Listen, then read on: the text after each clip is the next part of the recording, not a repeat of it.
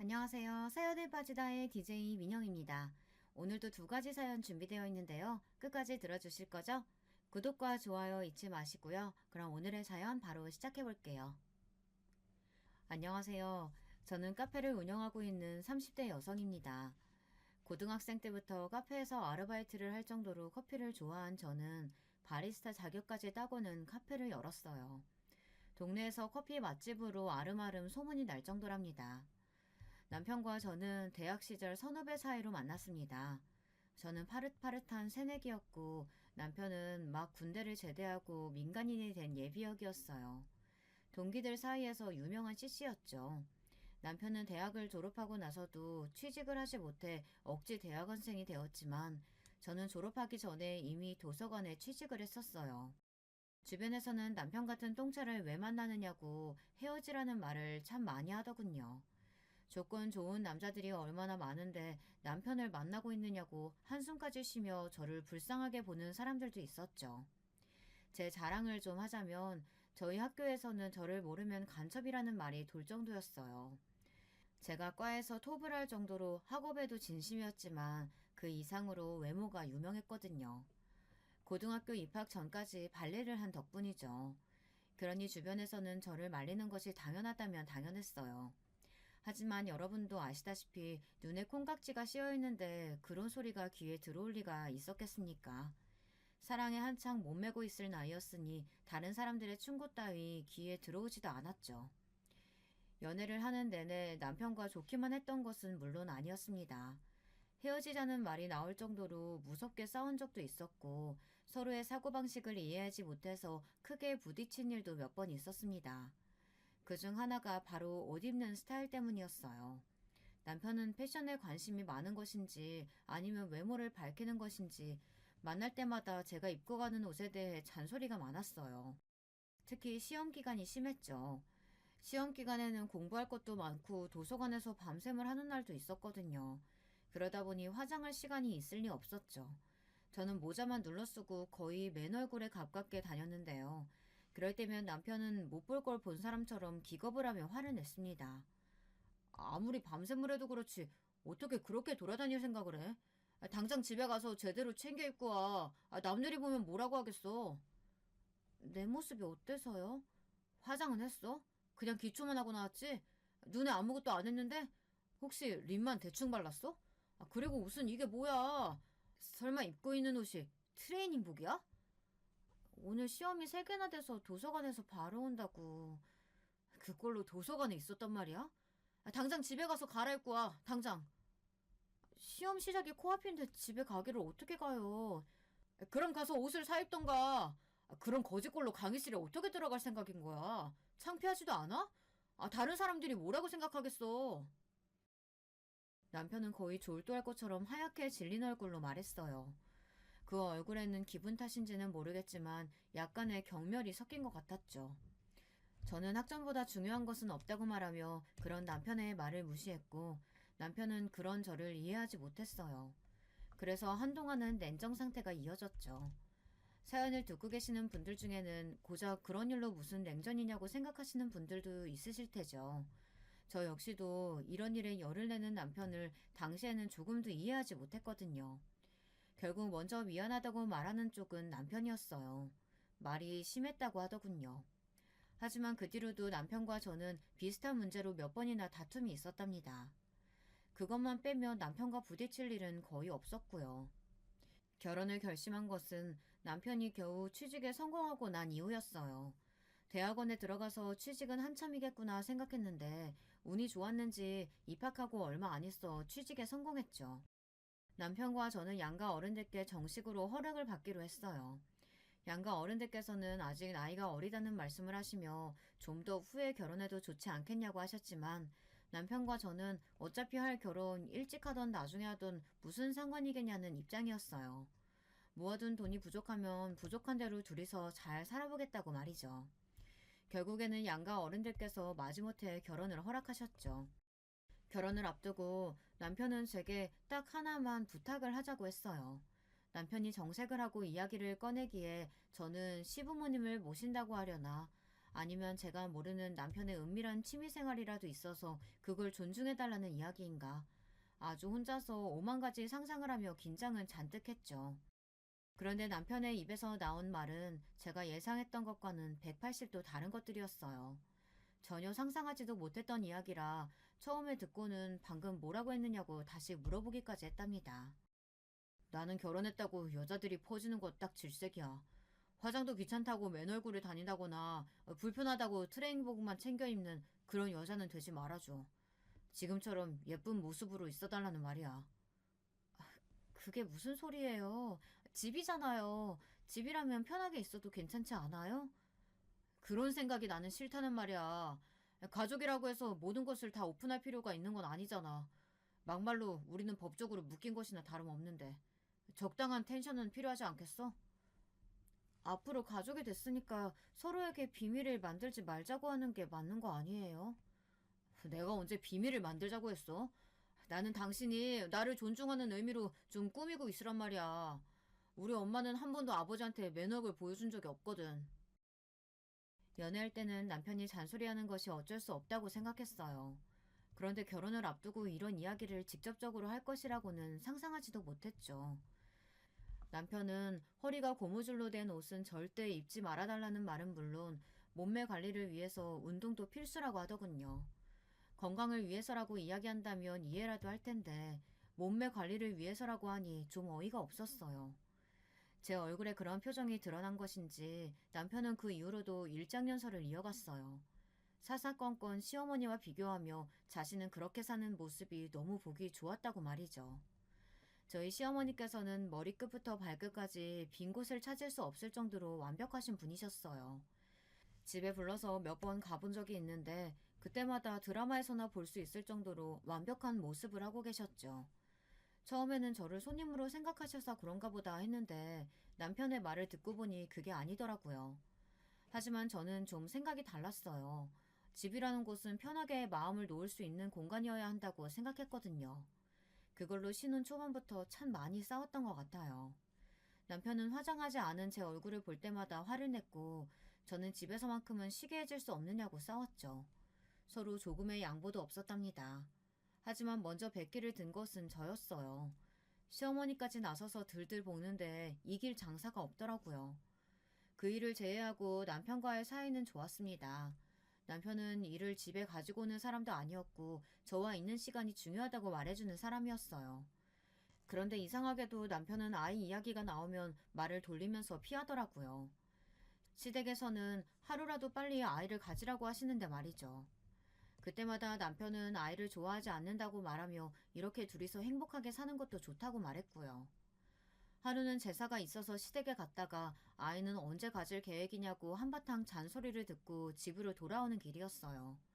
저는 남편에게 넌지시 시부모님들도 손주를 자꾸 원하시는데 아이를 갖는 문제에 대해 진지하게 다시 생각해보는 것이 어떻겠느냐고 물었죠.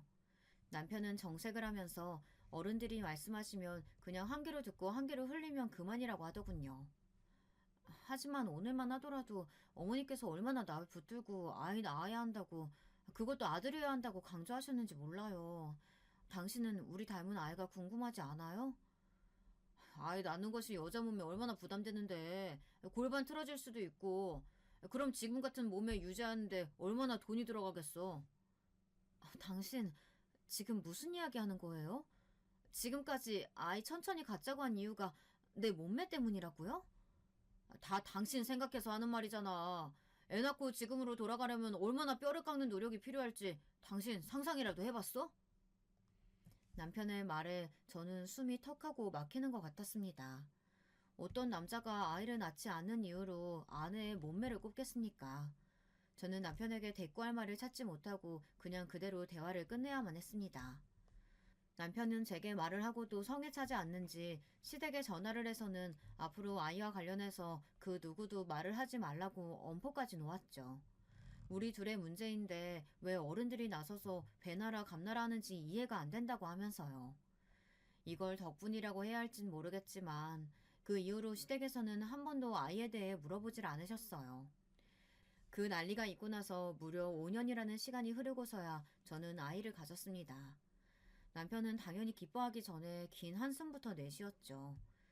애시당초 남편의 기뻐하는 모습은 기대조차 하지 않았지만 그래도 다른 집 남편들처럼 축하한다, 사랑한다, 고맙다 이 정도의 말은 할 줄 알았는데 남편은 고작 알겠다라고 하는 것이 전부였답니다. 임신한 내내 저는 입덧에 힘들었어요. 심한 날은 생수 냄새도 비리다는 생각을 할 정도였죠. 아이를 생각해서라도 억지로 먹어야 한다고 이야기를 하셔서 어떻게든 음식을 먹어보려고 했지만 얼마 먹지도 못하고 늘 그만둬야 했어요. 배는 불러오는데 제 팔과 다리는 살이 쏙쏙 빠지고 있었죠. 그나마 산 딸을 2달 정도 남겨두고 나서야 저는 입덧을 그만둘 수 있었답니다. 남편의 반응은 어땠느냐고요? 가히 충격적이었죠. 지금도 당시의 남편을 떠올리면 손이 벌벌 떨리고 숨이 가빠오는 것 같아요. 남편은 제대로 먹지도 못하는 저를 보며 안타까워하기는커녕 아이를 낳고 나서 금방 예전으로 돌아갈 수 있겠다고 좋아하더라고요. 누군가 임신했을 때의 기억이 평생 간다고 하는데 진짜 딱 그 말이 맞는 것 같아요. 제가 입덧으로 힘들어할 때마다 보인 남편의 만족스러운 미소는 잊혀지지가 않았죠. 그렇게 고생고생해서 저는 쌍둥이를 낳았습니다. 아이들은 평균보다 조금은 작게 태어났지만 그래도 건강하게 무럭무럭 자라났죠. 남편은 아이들을 거추장스럽게 느끼는 것 같았어요. 집에 와서 아이를 안아주는 일도 없었죠. 쌍둥이가 배고프다고 울면 마지못해 어정쩡한 자세로 아이를 안고 달래주었어요. 기적이요? 당연히 한 번도 갈아주지 않았죠. 정말이지 아이들 100일까지 저는 잠도 제대로 못 자고 쌍둥이들을 거진 혼자서 키웠답니다. 그러던 어느 날 남편이 갑자기 제게 할 말이 있다고 하더군요. 육아에 지친 저는 겨우 아이를 재운 상태라 남편과 이야기할 기운이 없었지만 남편은 무척 중요한 일이라고 하며 저를 끌어안쳤죠. 거실은 아이 용품으로 엉망이었어요. 남편은 도대체 집에서 청소도 제대로 안 하고 뭐 하느냐고 짜증을 냈죠. 눈에 불이 확 붙더군요. 남편의 입을 잡아서 비틀어버리고 싶었어요. 이제 애들 100일도 넘었으니 당신도 관리 좀 해야지. 관리요? 무슨 관리요? 아이들 육아하는 것만으로도 벅찬데 무슨 관리요? 당신 나하고 결혼할 때 했던 약속 잊었어? 아이 낳더라도 절대 퍼지지 말고 예전 모습 유지하기로 했잖아. 지금 당신 모습 보라고 완전히 아줌마 다 됐잖아. 아줌마가 어때서요? 아이 둘을 나 혼자서 키운다는 게 얼마나 힘든지 상상이나 해봤어요? 당신은 집에 와서 나 몰라라 하고 앉아만 있잖아요. 아기를 좋아하지 않아서 그렇다는 말을 할 생각이라면 꿈 깨요. 그럼 청소는 할 수 있고 분리수거 좀 내다버릴 수 있잖아요. 당신은 육아에 조금도 동참하지 않으면서 나더러 이 상황에서 관리를 하라고요? 여보, 그거 다 핑계야. 아이들 잘 때 다 할 수 있는 일들인데 그저 당신 몸 편하겠다고 나 몰라라 하는 거잖아. 핑계? 그럼 당신이 어디 해봐요. 나 없이 아이 둘 케어해보라고요. 얼마나 힘든지. 저는 남편의 몰상식한 말에 더 이상 참지 못하고 소리를 질렀어요. 남편은 그런 저를 이상하다는 듯이 바라보고는 고개를 절레절레 흔들었죠. 그러고는 한다는 말이 집안일을 도와줄 가정부를 불러주겠다고 하더군요. 수입이 얼마나 된다고 가정부를 고용할 생각이냐고 따져 물었지만 남편은 시부모님의 도움을 받으면 된다고 너무 당연하다는 듯 말했어요. 엄마한테 말해서 가정부 고용할 테니까 당신 더 이상 핑계 없는 거다. 알겠지? 당신 이 상황에서까지 가족을 위해서 내가 뭘 하겠다는 건 없군요. 나는 할 만큼 하고 있잖아. 여기서 내가 뭘 더 하라는 거야? 다른 여자들도 다들 그렇게 하면서 애 키워. 긴 말 필요 없고 앞으로 내가 운동 끊어뒀으니까 가서 운동하고 가정부 오면 식단도 내가 말해줄 테니까 챙겨. 저는 남편의 징글징글한 모습을 보며 이혼을 생각하기도 했습니다. 이런 사람이 아빠라면 분명 우리 쌍둥이들도 불행할 것이라고 말이죠. 하지만 생각을 행동으로 옮기는 것이 쉽지는 않았어요. 다음날부터 시댁에서 구해주신 가정부 아주머니께서 오셨고 운이 좋은 것인지 꼼꼼하게 집안일은 물론 아이들 케어까지 완벽하게 채워주셨죠. 물어보니 아주머니께서도 쌍둥이를 키우셨다고 하더라고요. 독박 육아에서 벗어나자 숨이 쉬어지는 기분이었어요. 남편이 끊어준 운동도 처음에는 남편이 전화로 닥달을 해서 갔었는데 가서 한바탕 땀을 빼고 나니 개운한 마음이 들어 나중에는 즐거운 마음으로 갔습니다. 남편은 당연히 아이 문제에 대해서는 전적으로 저에게 맡겼어요. 저는 복직하면서 아이들을 도서관 옆에 어린이집에 맡겼고 출퇴근을 함께 했죠. 남편과 대화하는 시간도 점점 줄어들기 시작한 것도 이때부터라고 생각해요. 남편도 일이 바쁜지 툭 하면 야근이었죠. 저희 집 식탁이 네 식구로 채워지는 일은 일주일에 손꼽을 정도였답니다. 하루는 쌍둥이들을 양옆에 앉혀두고 이유식을 먹이느라 정신이 없는데 남편이 한마디 하더군요. 당신 요즘 운동은 나가는 거야? 아침에 수영 나가는데 왜요? 아니, 수영 말고 필라테스 같은 운동은 어때? 갑자기 필라테스라니 뜬금없이 무슨 소리예요? 라인이 엉망이잖아. 당신 배 나왔다는 사실 알아? 예전에는 안 그랬잖아. 아랫배가 그렇게 나와서는 엉덩이도 예전 같지 않고. 당신 허리 라인이 무너졌다고. 약속이 다르잖아. 그놈의 약속. 당신은 나더러 뭘 얼마나 더 하라고 그러는데. 내가 연예인도 아니고 도대체 당신은 무슨 생각인지 모르겠어요. 연예인이 별거야? 다 노력을 그만큼 하는 거지. 당신도 좀 노력하라고. 하고 있잖아요. 얼마나를 더 해야 당신 성에 차는데요. 거울을 좀 봐. 당신 지금 어떻게 보이는지. 돼지처럼 뒤룩뒤룩해서는. 남편은 먹던 숟가락을 식탁에 세게 내려놓더니 밥맛 떨어진다며 자리를 박차고 나가버렸죠. 기가 막혔어요. 인간이 저래도 되나 싶었죠. 어리둥절하면서 저를 바라보는 아이들에게 억지 웃음을 지어가며 겨우 식사를 마치고 주방에 우두커니 서서 저는 많은 생각을 했습니다. 이제는 남편의 저런 행동이 집착을 넘어 병으로까지 보이기 시작했어요. 얼마를 그렇게 서 있었는지 문이 곧 열리고 남편이 들어오는 소리가 나더군요. 그제야 정신을 차린 저는 이를 악물고 설거지를 시작했어요. 등 뒤로 남편이 다가오는 소리가 들렸죠. 여보, 미안해. 내가 말이 심했어. 남편은 제게 프리지아 꽃다발을 내밀며 사과를 했어요. 연애 시절부터 지금까지 처음 있는 일이었어요. 남편은 원래 식물을 좋아해서 집에도 곳곳에 화분들이 있었는데요. 그럼에도 불구하고 한 번도 제게 꽃다발을 선물한 적이 없었거든요. 저는 처음 겪는 일이라 당황해서 내밀어진 꽃다발과 남편의 얼굴을 번갈아 보기만 했어요. 남편은 그런 제품에 꽃다발을 안겨주며 자신의 잘못을 용서해달라고 했죠. 자신이 너무 무심했다며 앞으로는 혼자서 힘들지 않도록 노력하겠다고 하면서 말이에요. 제 입장에서는 해가 서쪽에서 뜬다는 말과 전혀 다르지 않을 정도의 충격이었어요.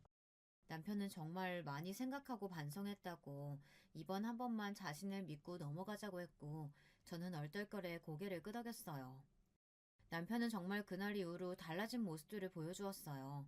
어색한 손길이지만 아이에게 이유식을 먹여주기도 했고 피곤하다고 하면 어깨를 주물어주기도 했죠. 그래서 저는 단 한순간도 남편을 의심해 본 적이 없었어요. 갑자기 잘해주거나 선물을 안기면 남편의 외도를 의심하라고 하는 말이 제게는 해당하지 않는 줄 알았습니다. 저는 남편이 이제야 철이 들었다고 생각했고 이대로 행복한 순간이 이어지기를 바라기만 했답니다. 하지만 저의 이런 착각이 깨지는데 오래 걸리지 않았어요. 하루는 도서관 세미나가 있어 토요일에 출장을 가게 되었어요. 출장이라고 해봤자 2시간 정도 떨어진 지역의 도서관이었죠. 남편도 주말에 미팅이 잡혀 있다고 해서 친정에 아이들을 데려다 두고 일을 하러 갔습니다. 세미나는 생각보다 늦게까지 이어졌어요. 계획보다 늦어진 저는 급한 마음에 서둘러 집으로 향하고 있었죠. 그때였어요.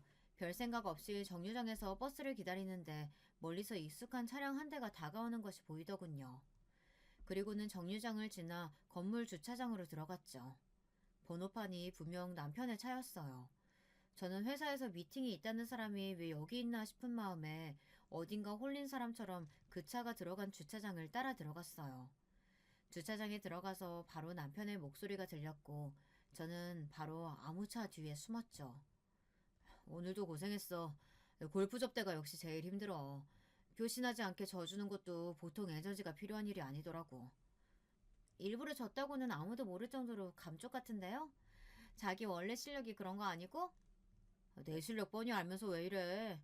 오늘은 좀 씻고 가야겠다. 땀이 많이 나는지 영 찝찝하네. 그냥 씻고만 가려고? 귀엽게 굴기는. 같이 씻을까? 대학 CC 시절 이후 저렇게 남편이 다정하게 이야기한 적이 있었던가. 저는 역겹고 소름 돋는 대화를 엿들으면서 제가 제대로 듣고 있는 것이 맞는지 의심이 들었어요. 남편은 다정하게 여자의 허리에 손을 얹더니 건물 안으로 들어갔죠. 저는 다리가 풀려서 차마 따라 들어갈 수가 없었어요. 머릿속에 온갖 폭죽이 터지는 기분이 들며 아무런 소리도 들리지 않았죠. 제가 본 것은 분명 남편의 외도 장면이었는데도 믿을 수가 없더군요. 비틀거리며 친정으로 간 저는 친정 어머니를 보자마자 거실 바닥에 주저앉았어요. 퇴근한 남동생이 깜짝 놀라며 이게 무슨 일이냐고 왜 이렇게 몸을 떠느냐고 했지만 저는 한마디도 할 수가 없었어요. 얼마 뒤 남편에게서 회식이 있다는 문자가 도착했고 저는 그걸 보고는 엉엉 큰 소리로 울어버렸죠. 저의 돌발 행동에 아이들도 그리고 친정 식구들도 다들 놀란 얼굴을 하셨어요. 저는 그렇게 울다가 그대로 필름이 끊겨버렸답니다. 다시 눈을 떴을 때는 응급실이더라고요. 그날 그렇게 남편의 외도를 확인한 저는 남동생에게 사실대로 본 것들을 이야기했어요. 제 이야기가 계속될수록 금방 얼굴이 시뻘겋게 달아오른 남동생은 남편을 가만두지 않겠다고 주먹을 불끈 쥐더군요. 남동생은 노발대발하며 당장 이혼을 하겠다고 했어요. 저 역시도 머리로는 이혼을 해야 한다고 생각이 들면서도 선뜻 그렇게 하겠다는 말이 나오질 않더라고요. 남자들의 대부분이 결혼 생활을 하며 바람을 피운다고 하잖아요. 어쩌면 그냥 지나갈 수 있는 바람일 수도 있지 않을까 바보 같은 생각이 들었거든요. 남동생은 무슨 헛소리냐고 했지만 저는 우선 남편과 이야기를 해보겠다고 했어요. 남편의 외도를 알고 나니 그동안의 남편의 행동들이 다 거짓말처럼 보였어요. 남편으로 아이들 아빠로 노력하는 모습이 다 연기처럼 느껴졌죠. 저는 남동생에게 부탁해 남편의 외도 흔적을 찾아달라고 말했어요. 집안에서는 워낙 감쪽 같으니 밖에서 찾을 수밖에 없었거든요. 얼마 지나지 않아 남편과 그 여자의 진한 애정 행각이 담긴 사진이 제 손에 들어왔습니다. 집 밖이라고 조심성이 사라진 것인지 사진을 찍은 것이 아주 손쉬웠다고 했죠. 대망의 그날, 저는 남편에게 사진을 내밀며 여기 찍힌 사람은 누구냐고 물었어요. 남편은 멈칫하더니 뚫어져라 사진을 바라보았죠. 그리고는 바람 빠지는 소리와 함께 몸을 뒤로 한껏 젖히고는 저를 바라보며 어떻게 알았느냐고 묻더군요. 바람 피운 것이 맞기는 하군요. 이 상황에서 당신 어떻게 나한테 이렇게 당당해요? 당신이 알았다고 하니까 말하기 쉬워져서 그렇지. 잘 됐어. 언제 말해야 하나 기회만 보고 있었는데. 뭐라고요? 당신 지금 아이들이나 나한테 미안하다는 생각 전혀 안 들어요? 내가 뭘 미안해야 한다는 소리야? 내가 처음부터 말했지. 결혼하고 나서도 관리하라고. 아이는 필요 없다고. 내 말 무시하고 애 둘이나 낳은 사람은 당신이야. 거기다 퍼지지 말아달라고 그렇게 이야기했는데 눈이 있으면 거울을 좀 보라고. 당신이 어떤 상태인지. 야, 너 말 다 했어? 애는 나 혼자만 드니? 나 혼자 낳았냐고. 지 새끼 나 몰라라 하고 아무것도 안 했으면서 지금 모든 게 다 내 탓이란 말이야? 남편의 변명 같지도 않은 소리에 결국 소리를 지르며 흥분한 것은 제 쪽이었어요. 침착하게 대응하자고 그렇게 다짐했는데 남편의 대꾸에 이성이 날아가는 것 같았죠. 하지만 이어지는 남편의 대답은 상상을 초월할 만큼 더 충격적이었어요. 물론 외도를 했다는 사실만 보면 내 잘못이 맞겠지. 그런데 당신이 날 밖에서 다른 여자 만나게 만들었다니까? 사진을 봐. 당신보다 나이는 한 살 더 많은데 자기 관리가 얼마나 확실한가? 들어갈 때 들어가고 나올 때 나오고 얼마나 완벽해? 남편의 말에 저는 수음이 쉬어지지 않는 것 같았어요. 남편은 너무나도 평안한 모습으로 친권도 다 포기할 테니 이혼하자고 하더군요. 제가 먼저 말해도 시원치 않을 상황에서 남편은 당당하게 말했어요. 남편은 위자료는 줄 수 있지만 양육비는 보내지 않겠다고 말했죠. 자신이 원해서 태어난 아이가 아니니 자신이 양육비를 줄 이유가 없다고 말이에요. 남편은 10년 묵은 채증이 내려갔다는 얼굴로 이야기는 변호사를 통해서 하겠다고 하며 가벼운 발걸음으로 가방을 싸서 나가버렸어요. 그러면서 나머지 짐은 정리해서 보내달라고 하더군요. 남편에게 외도 사실을 추궁하려고 만든 자리였는데 모든 것이 엉망이 되어버렸어요.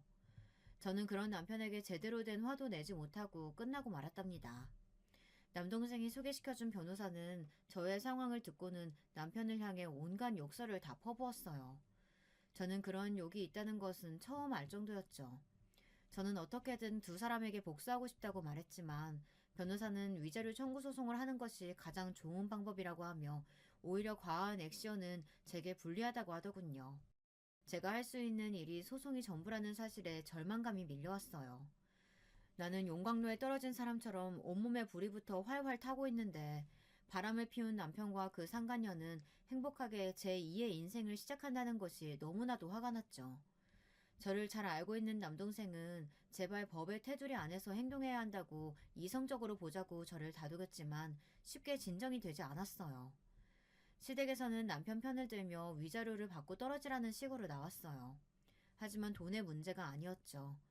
저는 어떻게 하면 남편과 상간녀를 제가 있는 지옥으로 끌고 내려올 수 있을까 고민했어요. 남동생이 적극적으로 말렸지만 저는 남편과 상간녀에 대해 알아보기 시작했죠. 상간녀는 미스코리아 출신으로 영어 유치원 선생님이더군요. 우선 저는 남편과 상간녀가 새로 이사한 집을 알아냈어요. 그리고 그 옆집이 빈집이라는 소리를 듣고 바로 계약을 하러 갔죠. 하지만 간발의 차이로 다른 사람이 그 집을 샀다고 하더군요. 저는 급한 마음에 집을 샀다는 사람과 연락해달라고 부탁했어요. 부동산에서는 곤란하다는 입장이라 어쩔 수 없이 발품을 팔아야 했죠. 겨우 만난 그 사람은 제 또래의 남자였어요. 저는 제발 그 집을 제게 되팔 생각은 없느냐고 물었죠. 꼭 그 집이어야만 한다고 하며 원한다면 시세보다 더 쳐줄 수도 있다고 했어요. 하지만 남자는 자신 역시 그 집이 아니면 안 된다고 거절하더군요. 제가 무척 간절한 상황이라고 말하자 머뭇거리던 남자는 자신의 목적을 이루고 나면 집을 팔 테니 그때까지 기다릴 수 있겠느냐고 했죠. 그 기간이 얼마나 될지는 모른다고 하면서요. 그 말을 듣는데 뭔가 이상하다는 느낌이 왔어요. 저는 솔직하게 제 상황을 오픈하고 그 집이 필요한 이유에 대해 말했습니다. 제 이야기를 다 들은 남자는 헛웃음을 지으며 얼굴을 감싸주었어요. 한참을 그렇게 있었을까요? 남자가 믿을 수 없는 이야기를 하더라고요. 억지로 꾸며낸 이야기가 아닌가 싶을 정도의 이야기였죠. 그쪽이 말하는 미스코리아 출신의 영어 유치원 선생님, 그 여자가 제 약혼녀였거든요. 2년 전에 제게 사기치고 사라지기 전까지만 하더라도 말이죠. 그게 무슨, 그럼 그 여자가 사기꾼이라는 말이에요? 남자가 말하는 사실은 무서울 정도로 충격적이었어요. 그 여자는 직업을 바꿔가며 남자를 찾아다니는 꽃뱀이었어요. 남자에게 돈을 뽑아낼 만큼 뽑아내면 버리고 다른 남자를 찾아가는 그런 기생충 같은 여자였죠. 그 사실을 듣는데 뭔가 기분이 묘하더라고요. 나와 아이를 버리고 찾은 여자가 겨우 꽃뱀이라니. 아마 남편은 그런 것은 상상도 못하고 있는 것 같아 기분이 좋아질 정도였습니다. 남자는 2년이라는 시간 동안 상간녀를 찾아다녔다고 말하면서 이제야 복수를 해줄 수 있게 되었다고 말하며 웃었죠. 저는 그런 남자의 상황을 너무나도 공감하며 저 역시 같은 상황이라고 말했어요. 그리고 저는 다른 사람들이 알면 미쳤다고 말할 거래를 제안했죠. 바로 저의 재혼 상대가 되어달라고 말이에요. 제 제안에 남자는 눈이 커지며 저를 바라보더군요. 그리고 이내 제가 어떤 의도로 무슨 목적으로 그런 말을 하는지 눈치를 챘어요. 남자는 그런 제 상황에 공감하면서도 쉽게 결단을 내리지는 못하더군요. 하긴 결혼도 하지 않은 총각이 갑자기 호적에 아내가 생기게 되었는데 선뜻 그렇게 하겠다는 사람이 어디 있겠습니까? 저는 금방 농담이라고 말하고는 자리에서 일어나려고 하는데 남자가 그렇게 하자고 하더군요. 저 여자 때문에 나는 전부를 잃었어요. 안 그래도 몸 약한 어머니는 충격을 받아 쓰러지셨다가 더 이상 일어나지 못하셨죠. 내 주변 사람들에게까지 마술을 뻗은 저 여자 때문에 다니던 회사도 그만뒀고 빚쟁이들에게 쫓겨 살아야만 했어요. 그런 시간들에 비하면 결혼이야 아무것도 아니죠. 남자의 사연을 들은 저는 그냥 없었던 일로 하자고 했지만 이번에는 남자 쪽에서 더 적극적으로 나오더군요. 그 여자에게 고통을 줄 수만 있다면 뭐든 다 하겠다고 말이죠. 결국 저희는 전략적 결혼에 합의하면서 호적은 손대지 않기로 했어요. 남자를 저희 가족에게 소개시키자 다들 제가 미쳤다고 생각했어요. 이혼한 지 얼마 되지도 않았는데 갑자기 결혼을 하겠다고 했으니 당연히 저를 믿지 못하셨죠. 하지만 남자는 원래 천성이 그런지 아니면 복수를 위해 이를 갈았기 때문인지 모르지만 금방 저희 가족들 마음을 사로잡았어요. 그뿐만이 아니었죠. 쌍둥이들에게 얼마나 잘하는지 급기야 아이들 입에서 아빠 소리까지 나오게 하더군요. 남자는 이렇게 예쁜 아이들을 낳고 행복하게 살고 싶었다고 말하며 씁쓸하게 웃는데 저도 이 남자도 참 운이 더럽게 없었구나 싶었습니다. 저희의 복수는 남편과 상간녀가 살고 있는 옆집으로 이사가면서 시작되었어요. 저는 변호사를 통해 상간녀에게 위자료 청구 소송을 준비하고 있었죠. 옆집으로 이사를 한 뒤 남편이나 상간녀를 직접 만나는 기회는 잘 없었어요. 저희가 일부러 피하기도 했지만 두 사람 역시 주말에 집에 잘 없더라고요. 이사한 지 보름 만에 남편과 상간녀가 집에 있다는 것을 확인한 저는 옆집에서 인사 왔다고 하며 떡을 가지고 방문했죠. 문이 열리고 저를 본 남편과 상간녀의 표정을 사진으로 담아두고 싶을 만큼 괴상한 얼굴을 하고 있었어요. 남편은 더듬거리며 여기는 어떻게 왔느냐고 소리를 질렀고 상간녀는 스토커냐며 신고를 하겠다고 했죠. 제 앞에서 이혼 이야기를 하며 당당하던 그 사람은 어디 가고 공포에 질린 모습이란 웃음이 저절로 나왔습니다. 저는 어깨를 으쓱하며 전혀 몰랐다는 말투로 대답했어요. 당신이 여기 살고 있는지는 나도 몰랐네. 우리 그이가 여기에 신혼살림 시작하자고 해서 그냥 따라왔거든. 당신이 있는 줄 알았으면 안 오는 건데. 그이? 당신 결혼했어? 언제? 이혼한 지 얼마나 됐다고 결혼을 해, 당신이? 너도 이렇게 결혼해서 잘만 사는데 나라고 하지 말라는 법은 없잖아? 너도 아는 재혼, 내가 왜 못하니? 제 말에 남편은 당황하며 저를 위아래로 훑어보았어요. 저는 복수를 준비하며 이를 악물고 다이어트를 감행했죠. 다니던 도서관도 그만두고 PT에 필라테스까지 안 해본 운동이 없을 정도였답니다. 발레를 할 때만큼이나 혹독하게 스스로를 몰아붙였어요. 제가 얼마나 독하게 했는지 개인 PT 선생님께서도 혀를 내두르실 정도였죠. 덕분에 저는 남편이 그렇게 결혼 생활 동안 노래를 부르던 완벽한 몸매를 하고 있었고요. 상간녀를 앞에 두고도 제 몸을 훑어보는 남편을 보며 저는 벌레가 기어가는 기분이 들었지만 모르는 척하고 이렇게 된 거 서로 적당히 몸 살아가면서 지내보자고 말하고는 그 집을 나왔습니다. 그렇게 마주한 뒤로 저는 한동안 남편을 피해 다녔어요. 재혼한 남자도 상간녀와는 아직 마주할 단계가 아니라 조심했죠. 저는 남편이 건물 지하의 수영장과 헬스장을 이용한다는 것을 알아내고는 그 시간에 맞춰 운동을 갔어요. 남편은 저를 보자마자 인상을 쓰며 고개를 돌리더군요. 하지만 그것도 얼마 못 가서 제가 움직일 때마다 제 뒤를 뚫어져라 보더군요. 계획대로 흘러가고는 있었지만 기분이 더러운 것은 어쩔 수 없었어요. 운동을 마치고 나오자 남편이 기다렸다는 듯이 제게 말을 걸더라고요. 아이들은 어쩌고 지금 이렇게 다니는 거야? 처가에 두고 재혼했어? 왜?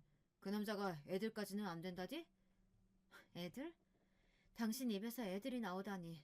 당신이 아빠라는 자각은 있나 봐. 우리 그이는 당신이랑 본질적으로 다른 사람이니까 헛소리 집어치워. 어디다 비교를 해? 그럼 애들은? 내가 애들 소리 들은 적이 없는데 애들은 어디 갔냐고. 너는 엄마라는 인간이 애들은 나 몰라라고 이렇게 남자에 미쳐도 되는 거야? 내가 너니? 우리 집에서 애들 소리가 나든 말든 무슨 상관인데. 뭐야, 너 듣고 있었어?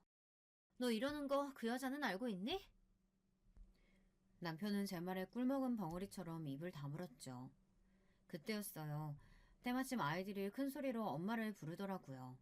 남자가 아이들을 데리고 잠시 외출하겠다고 하더니만 타이밍 좋게 귀가하는 모양이었죠. 아이들은 품에 요즘 유행하는 인형을 하나씩 안고 있었어요. 아이들은 아빠가 사줬다고 하면서 자랑을 하다가 이내 남편을 발견하고는 사색이 되어서는 남자의 뒤로 몸을 숨겼죠.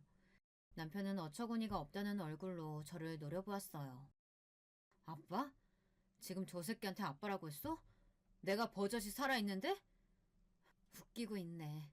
양육권이고 친권이고 다 내팽개치면서 아이 원한 적 없으니 양육비는 죽어도 줄 수 없다고 한 인간이 누군데. 말 나온 김에 얘기 좀 하자. 판사님이 매달 100만 원씩 아이들 양육비 보내라고 한 거 너 왜 안 보내니? 그 얘기가 왜 나와 여기서. 말 돌리지 마. 왜 애들이 저 새끼한테 아빠라고 부르냐니까. 그건 우리 공주님들 마음이죠. 그렇게 부러우시면 잘 좀 하지 그러셨어요. 여보, 왜 여기 이러고 있어? 머리는 돌 말려서는. 감기 들겠어. 들어가자. 애들이 엄마한테 자랑해야 한다고 포장도 안 뜯었거든. 저는 남자의 무르르듯 자연스러운 모습에 속으로 혀를 내두르며 남자를 따라 몸을 돌렸어요. 아이들을 양팔에 하나씩 안고 저를 보며 웃는 남자를 남편이 노려보는 것이 고스란히 느껴졌죠. 저는 보란듯이 남자의 팔뚝을 가볍게 잡고는 그 자리를 벗어났답니다. 그 뒤로도 남편과는 몇 번이나 마주쳤어요. 처음에는 저의 의도가 분명했지만 뒤로 가면 갈수록 남편이 일부러 저를 기다리고 있다는 것을 눈치챌 수 있었죠. 한편 상간녀에게 위자료 청구 소장을 보냈는데 그대로 반송되어 왔더라고요. 당연히 저는 반송된 소장과 내용 증명을 직접 들고 옆집으로 향했죠. 상간녀 혼자 있더군요. 저는 소장을 내밀며 왜 반송시키느냐고 물었어요. 상간녀는 이혼하면서 남편에게 위자료를 받았으면서 자신에게 이런 것을 왜 보내느냐고 따졌죠. 그건 이혼의 결정적인 원인이 되는 사람이 남편이니까 남편이 나한테 준 거고요. 당신은 별개의 문제죠. 당신 때문에 나나 우리 아이들이 받은 충격이 얼만데. 그건 당신이 보상해야 할 문제잖아요? 자기 남편 간수 제대로 못해서 이혼당한 주제에 누구한테 큰 소리래? 이봐요. 그러게 똑바로 좀 하고 살지 그랬어요. 그랬으면 우리 남편이 나 좋다고 쫓아다녔겠어요? 그쪽은 자기 좋다고 쫓아다니면 유부남이든 아니든 가리지 않고 다 만나고 다니나 봐요. 유부남인 거 알고도 만났으면 당연히 책임이 있죠. 내가 그쪽보다 잘나서 그런 걸 가지고 어쩌라는 거예요. 나는 돈 한 푼도 못 주니까 이거 들고 꺼져요. 제 경고에도 상간녀는 코웃음을 치며 저를 비웃더라고요. 그때였죠. 남자가 약속한 대로 저를 찾아 옆집 벨을 눌렀어요. 저는 손에 땀이 차면서 긴장이 되기 시작했어요. 남자의 얼굴을 본 여자가 어떤 반응을 보일지 궁금했죠. 상간녀는 신경질적으로 문을 열다가 그 자리에서 굳어버렸어요. 남자는 그런 상간녀가 보이지 않는다는 듯 제게 아이들이 기다리고 있으니 어서 가자고 말했죠. 상간녀는 벌벌 몸을 떨면서 어떻게 이런 일이 있을 수 있느냐고 중얼거렸지만 저는 못 들은 척하며 우리 가족끼리 캠핑을 가기로 했다고 하며 소장 잘 읽어보라고 말하고는 집을 나왔답니다. 남자는 겉으로는 태연한 척했지만 운전대를 잡은 손이 끊임없이 떨리고 있었어요. 그리고는 당장에 달려들어 머리채를 잡아뜯고 싶은 심정이었지만 참았다고 하더군요. 그러면서 저렇게 겁에 질린 얼굴을 보니 제 제안을 받아들이길 잘했다는 생각이 들었다고 했죠. 저는 그런 남자에게 이제 시작이라고 하면서 피가 마르는 기분이 어떤 건지 생생하게 느낄 수 있게 하자고 결의를 불태웠죠.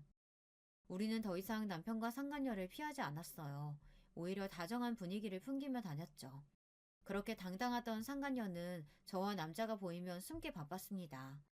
남편이 우리 부부에게 말이라도 건다 싶으면 히스테리를 부리며 빨리 가자고 짜증을 냈고요. 남자는 상간녀에게 혼인을 빙자해 사기쳤다며 가져간 돈은 물론 정신적인 피해 보상을 원한다고 했어요. 상간녀는 거의 발작 수준으로 난동을 피웠어요. 언제적 얘기를 가져와서 고소한다니. 내가 뭘 잘못했는데. 아픈 이 엄마랑 도저히 같이 못 살겠다 싶어서 파혼한 걸 가지고 혼인 빙자 사기라니. 무슨 말도 안 되는 소리야. 나는 처음부터 어머니 모셔야 한다고 했고 너는 기꺼이 하겠다고 했어. 그러면서 나한테 뭐라고 했니? 같이 옷가게 운영해보자고 하면서 가게 알아보고 거래처 뚫고 별짓을 다 했지. 그런데 그 행동 중에 진짜가 하나라도 있었니? 다른 사람이 가게 준비하면서 인테리어 하는 곳을 마치 우리 가게인 양 나한테 보여줬지. 거래처라는 사람들도 하나같이 다 없는 사람들이었고 이렇게 나한테 사기쳤으면서 한다는 말이 파혼했을 뿐이라고? 상간녀는 조목조목 따져드는 남자 앞에서 말 한마디도 하지 못했어요. 남자는 그때 가져간 1억 5천만 원 돌려주지 않으면 사기죄로 신고하겠다고 했죠. 상간녀는 아레니스를 깨물며 그 돈이면 남편에게 아무 말 하지 않겠다고 약속할 수 있느냐고 물었고 남자와 저는 웃기만 할 뿐 대답을 피했답니다. 저희의 이런 반응을 긍정으로 받아들였는지 일주일도 되지 않아 상간녀는 돈을 가져와서는 남자에게 모든 것이 정리되었으니 자신이나 남편을 건들지 말라고 하더군요. 상간녀와의 일과 상관없이 드디어 기다리던 대학 동문회가 열렸습니다. 그 일은 남자와 제가 계약한 일의 하이라이트나 다름없었죠. 호텔에서 열리는 동문회에 저는 그동안 살면서 가장 화려하게 꾸미고 나갔어요. 당연히 남편의 모습도 보였죠. 저와 남편이 어떻게 헤어졌는지 대충 알고 있던 동기들은 남편의 등장에 불편한 기색이 역력했지만 저는 상관없다는 듯이 밝게 웃으며 동기들과 대화를 나눴습니다. 제 눈치를 보던 동기들도 어느새 남편은 무시하고 저와 웃고 떠들며 시간을 보냈답니다. 저는 술을 단 한 모금도 마시지 않았지만 취한 척 비틀거리며 밖으로 나왔어요. 곧 남편이 제게 다가오더군요. 오픈숄더를 입고 있던 제 어깨를 더러운 손가락으로 훑으며 많이 취했냐고 물었죠. 저는 술에 취한 척 비틀거리며 남편의 손길을 피하고는 할 말이 있느냐고 물었어요. 너 오늘 진짜 예쁘구나. 대학 시절 우리과 킹카로 꼽혔을 때보다 지금이 더 예쁜 것 같아. 미스코리아 나갈 정도의 미모의 와이프를 두고 할 말은 아니지. 미스코리아가 대수야. 당신이 지금 내가 반했던 그때 그 모습 그대로야. 남편이 끈적거리는 말투로 다가오는데 정말이지 먹은 것도 없는데 속에 있는 것을 다 개어내고 싶을 정도로 역겨웠지만 저는 비틀거리며 이만 집에 가야겠다고 말했어요. 남편은 너무 취했다고 하며 잠깐 쉬었다 가는 것이 어떻겠느냐고 하며 룸으로 가자고 하더군요. 처음부터 그럴 계획이었겠죠. 저는 거절하며 남편을 밀쳤지만 더 가까이 다가오면서 잠깐 술만 깨자고 하더라고요. 당신 와이프가 알면 어쩌려고 이러는 거야. 됐어. 택시 타고 가면 되니까 이거 놔. 이렇게 취해서 택시는 위험하지. 잠깐 룸에서 술 깨면 내가 데려다 줄게. 어차피 방향이 같잖아. 그리고 와이프가 알면 좀 어때? 그 여자 머리 나빠서 내가 하는 말은 다 믿으니까 괜찮아. 진짜 골빈 여자랑 산다는 게 정말 피곤하더라. 당신이랑 비교하니까. 아휴. 자기 와이프 욕을 서슴없이 하는 남편을 보며 진짜 상간녀도 불쌍한 인간이다 싶더라고요.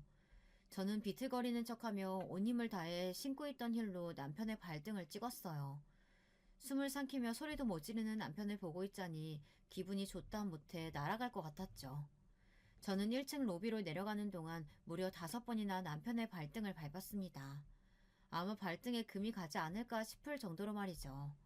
로비로 내려오니 약속한 대로 저를 기다리고 있던 남자가 성큼성큼 다가와서는 저를 부축했어요. 남편은 닥쳤던 개처럼 멍하게 당할 수밖에 없었고요. 남자는 저를 챙겨준 것은 고맙지만 헤어진 사이에 불필요하게 가깝게 지내지는 말았으면 한다고 하곤 저를 데리고 호텔을 빠져나왔답니다. 차에 도착한 저는 숨겨둔 녹음기를 꺼내고는 한참을 웃었어요. 좀 더 세게 발을 밟아줄 걸 그랬나 하면서 말이죠. 녹음된 내용을 들은 남자는 상간녀에게 보내면 되겠다고 하며 같이 웃었죠. 다음날 저는 약간 손을 본 녹음 파일이 담긴 USB를 상간녀에게 보냈어요. 바로 반응이 오더군요. 상간녀는 건물이 떠나가라 소리를 지르며 그동안 자신을 그렇게 생각해왔냐고 난리도 아니었죠. 남편은 저와의 대화가 고스란히 담긴 녹음 파일 때문에 이도저도 하지 못하고 있었죠. 상간녀는 위자료 각오하라고 하며 당장이라도 이혼할 것처럼 굴었습니다. 저와 남자는 이때를 놓치지 않고 이번에는 남편에게 내용 증명을 보냈어요. 상간녀가 남자의 돈을 갚기는 했지만 그건 어디까지나 원금이었잖아요.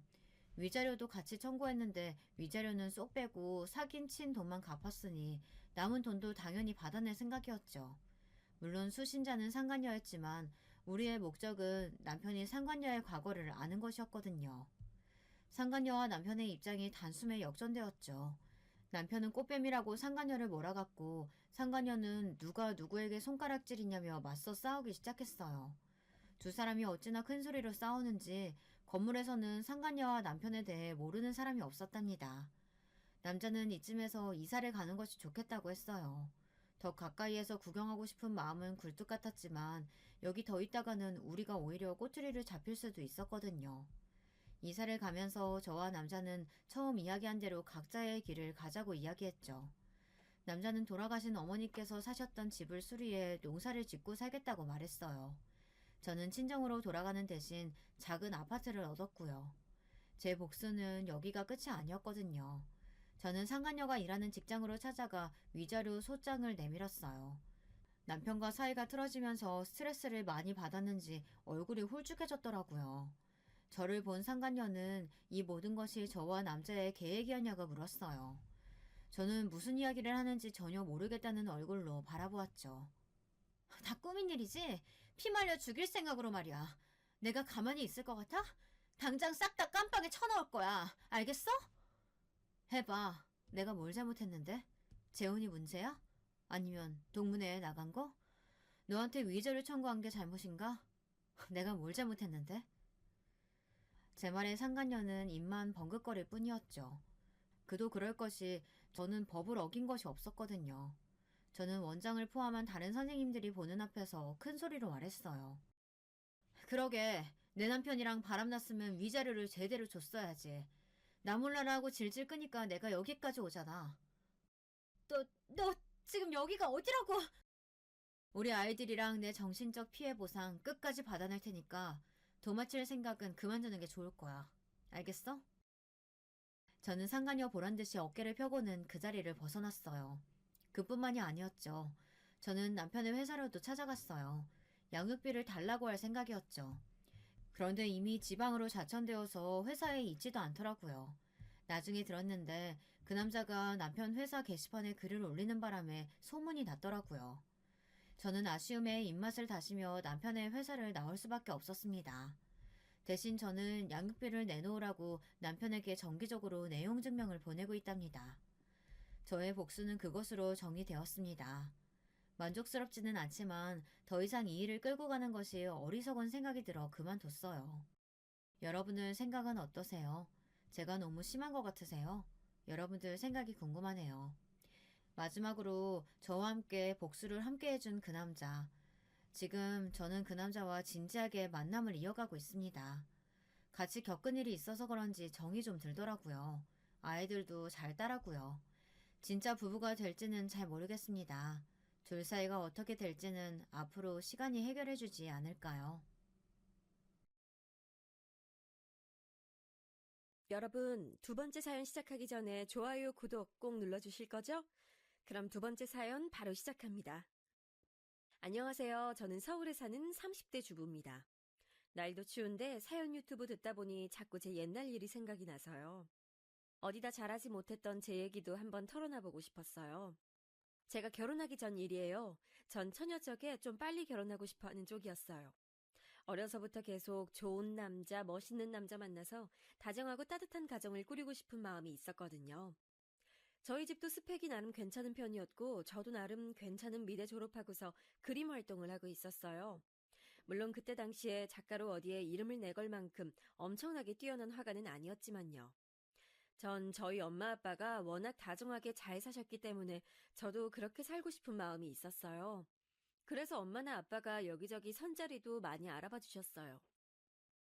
사실 제가 그렇게 인맥이 넓은 편은 아니고 친한 친구들만 깊이 친한 타입이라서 사람을 폭넓게 사귀진 못했거든요. 그래서 남자친구를 많이 사귀진 못했고 대신 졸업 후에 부모님의 인맥으로 여기저기서 소개를 받아서 만나보곤 했어요. 그런데 소개받아서 만나는 사람 중에 저랑 딱 맞는 사람이 있을 확률이 뭐 얼마나 있겠어요? 꽤 많이 만나봤지만 실패도 많이 했어요. 그래서 20대 중반쯤에는 좀 초조해져 있었죠. 졸업 후에 친구들은 취업하거나 화가가 돼서 잘 나가던지 아니면 좋은 집안, 좋은 남편 만나서 시집가서 떵떵거리고 살았거든요. 미대 출신이라 대학 친구들이 거의 다 무척 예뻤고 그래서인지 더 그런 경향이 심했어요. 미영아, 너 아직 소식 없어? 무슨 소식이야, 소식은. 아니, 너 정도 예쁜 애를 왜 남자들이 다 그냥 두지? 진짜 이상하다. 몰라. 지난번에 소개팅한 남자는 자기네 집이랑 우리 집이랑 격이 안 맞는데, 재수없어. 뭐래? 대놓고 그런 소리를 한단 말이야? 어. 근데 사실은 우리 집이 좀 애매해서 더 그런 놈들이 나타나는 것 같기도 해. 겉으로 보기엔 그럴싸해 보이는데, 사실 알고 보면 그렇게 막 잘 나가진 않으니까. 사실 저희 집은 아빠가 사업을 하시고 엄마가 겉으로나마 교수 타이틀을 가지고 계셨어요. 오빠는 정신과 의사였는데 당시엔 해외 의과대학에 나가서 임시연구원으로 일하고 있었고요. 근데 아빠의 사업은 그냥저냥 중소기업 정도였고 엄마는 지방에 좀 이름 없는 대학 교수 대우 같은 거라서 이름만큼 스펙이 좋지는 않았었죠. 재산도 평균보다야 많았지만 그렇다고 아주 부자라고 하기도 좀 애매했고요. 그래서인지 겉으로만 대충 보고 선부러운 사람들이 나중에 실망하는 경우도 종종 있었어요. 그러던 중에 어느 날 엄마가 저한테 그러시더라고요. 얘 미영아, 이번에 엄마 친구 순자 아줌마 있지? 순자 아줌마가 너 소개해줄 남자 있다고 선 한번 봐보라더라? 순자 아주머니? 그 아주머니면 되게 잘 사시는 분이잖아. 그래, 그래서 믿을 만한 것 같아서 너한테 말하는 거야. 순자도 한 다리 건너 아는 사람이라고 하긴 하던데, 그래도 그 남자가 변호사고 집안도 좋다더라. 와, 진짜? 아니, 근데 스펙만 좋으면 안 되는데. 성격도 좋고 다정한 사람이어야 되는데. 아유, 얘, 그거야 만나봐야 아는 거지. 그러다가 막 외모 엄청 깨는 거 아니야? 그렇게 스펙 좋은 사람이 왜 자기가 안 만나고. 그거야 우리가 어찌 알겠니? 한번 만나보기나 해봐. 그래서 저는 선자리를 나가게 됐어요. 사실 선자리도 꽤나 여러 번 봐왔고 이런 식으로 남자를 만나는 것도 많이 해봐서 그리 떨리진 않았죠. 만나기 전에는 뭐 남자가 이렇게 좋다, 집안도 좋다 하는 말도 무척 많이 들었는데 나중에 가서 실망하는 경우도 많았으니까요. 전 그래서 별다른 기대를 하지 않고 가서 앉아 있었어요. 그런데 나타난 남자는 생각보다 너무 괜찮았어요. 겉모습도 키가 제법 큰데다 피부도 하얗고 안경 쓴 모습이 상당히 훈남이더라고요. 게다가 말할 때도 굉장히 예의 바른 편이었고 이야기를 나누다 보니 무척 스마트한 사람이기도 했어요. 미영 씨는 다정한 사람을 좋아한다고 들었어요. 네? 아, 네. 제가 이상형이 다정하고 온화한 사람이어서요. 전 어때 보이세요? 네? 아, 처음이라 잘 모르긴 하겠지만 배려심 깊은 분이신 것 같아요. 남자는 제 대답이 좋다는 듯 웃더라고요. 전 가슴이 두근거렸고 만남이 끝난 후 애프터가 들어왔을 때 당연히 승낙했어요. 그리고 만남을 지속했죠. 거의 석 달 이상 만났을 때 우리는 어느새 사귀고 있었어요. 정식으로 남자친구가 사귀자고 한 적은 없었지만 그 정도야 당연하다는 듯이 패스하고 자연스럽게 사귀는 사이가 된 거였죠. 남자친구는 큰 로펌에 다니는 변호사였고 그래서 엄청나게 바쁠 때도 많아서 제가 로펌 앞에까지 가서 만나는 경우도 많았어요. 하지만 그게 나쁘다거나 하진 않더라고요. 워낙 스펙도 좋은 사람이고 정장 갖춰 입고 나와서 기쁘게 저를 맞이하는 남자친구의 팔짱 끼고 거리를 걷는 것 자체가 무척 즐거운 일이었거든요. 엄마는 제가 선에서 만난 남자와 사귀기 시작하자 엄청나게 관심을 가지고 이것저것 물으시더라고요. 어때? 그 남자. 네 남자친구지 이제? 어떤 것 같아? 순자도 궁금해하더라. 어떻게 진행되고 있는지. 아휴, 뭐 그런 걸 가지고 궁금해하시고 그래. 엄마 친구분들끼리 우리 얘기 막 수다 떨고 그러는 거 아니지? 말은 좀 나오지 뭐. 친구 중에 하나가 소개해줬는데 그럼 그걸 어떡하니? 어차피 이 얘기 나올 수밖에 없지. 그래서 그 남자 어떤데? 다정해. 그리고 변호사라서 나한테 돈도 잘 쓰고 말하는 거 들어보면 아주 단정한 사람이야. 나중에 혹시 결혼하면 내가 너무 게으르고 해퍼서 문제되는 거 아닐까 싶을 정도로 그래. 얘는 남편이 좀 딱 부러지는 스타일이면 마누라는 부드러워도 괜찮아.